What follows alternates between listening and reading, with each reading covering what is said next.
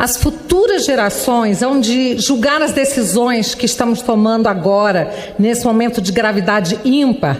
Temos que escolher se trabalharemos na defesa da vida e da liberdade e das garantias individuais duramente conquistadas ao longo da história da humanidade, ou se permitiremos que a nação se afunde na tirania e na subserviência de seu povo. Não há desmando, não há arbitrariedade que não tenha se instalado no Brasil desde a chegada do vírus chinês. A verdadeira ciência cedeu lugar a um cientificismo que é apenas um bordão, destinado a calar, inclusive por meio de trabalhos irresponsáveis que custaram vidas, aqueles que defendem o uso opcional de um remédio barato, seguro e conhecido há décadas e que tem salvado vidas, a hidroxicloroquina. Até o advento do governo Bolsonaro, vivemos num país, num estado que tem tratado os brasileiros como crianças.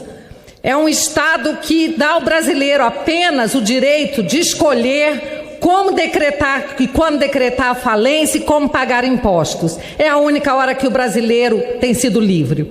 O brasileiro é agredido diariamente com uma verdadeira engenharia do pânico, que exposta agora pela confissão criminosa do condenado Lula da Silva, traduzido nas palavras, abro aspas, ainda bem que a natureza, contra a vontade da humanidade, criou esse monstro desse coronavírus, porque esse monstro está permitindo que cegos enxerguem que apenas o Estado é capaz de dar solução a determinadas crises, fecho aspas.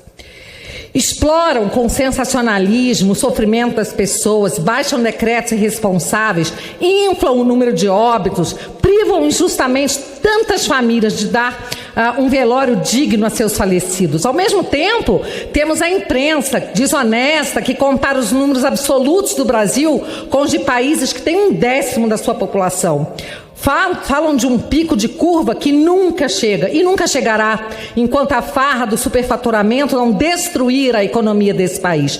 Fiquem em casa, dizem. Fiquem em casa deprimido, falido, aterrorizado. E ainda joguem a culpa do seu sofrimento no único governante que tem lutado pelo seu direito cidadão saudável de escolher sair ou não, trabalhar ou não, sem evidência científica de que o isolamento social é que salva vidas. O brasileiro é insultado, seu presidente, diariamente. Quarentenas, toques de recolher ilegais, abusivos, que violam direitos e garantias fundamentais que só poderiam ser mitigados na forma excepcionalíssima prevista na Constituição pela decretação do estado de defesa ou do estado de sítio, ambos de iniciativa exclusiva do presidente da República e com a anuência do Congresso Nacional, afinal. As medidas impostas também carecem de eficácia comprovada, como se percebe do simples comparar das curvas de contágio de vários países. No Rio de Janeiro, por exemplo, o governador propôs um lockdown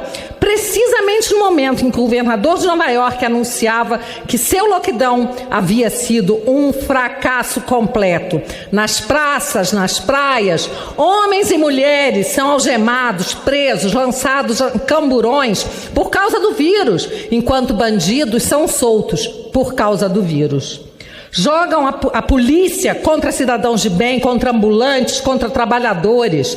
O brasileiro é denunciado por se aglomerar e é multado por furar um rodízio, mas deve se espremer no transporte público.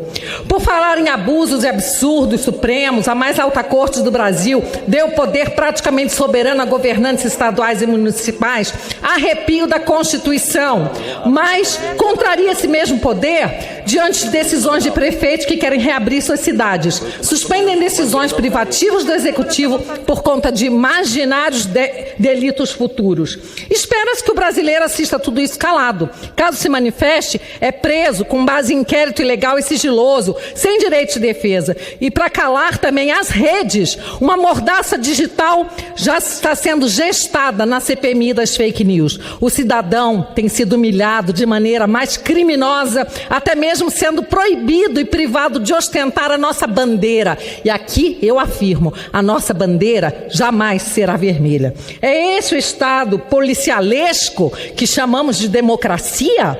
Cinicamente dizem a um povo indignado e encarcerado em casa que denunciar os desmandos de governadores e do STF é um ataque à democracia. Tenho ouvido nessa casa mesmo discursos que defendem a supremacia do poder judiciário sobre os demais poderes, em afronta à independência e harmonia dos poderes, fundamento inafastável de qualquer república democrática. Nossa Constituição previu, sim, um poder moderador que alguns, talvez por desconhecimento, atribui ao STF, mas a correta interpretação do texto constitucional foi relembrada pelo maior constitucionalista vivo, Dr. Ives Gandra Martins, aspas, creio que essa invasão de competências é extremamente perigosa, porque a Constituição também declara no artigo 142 que se um dos poderes resolver desobedecer ou confrontar ou conflitar com outro poder sobre a discussão de como é que se aplica a lei, não é o Supremo a última instância.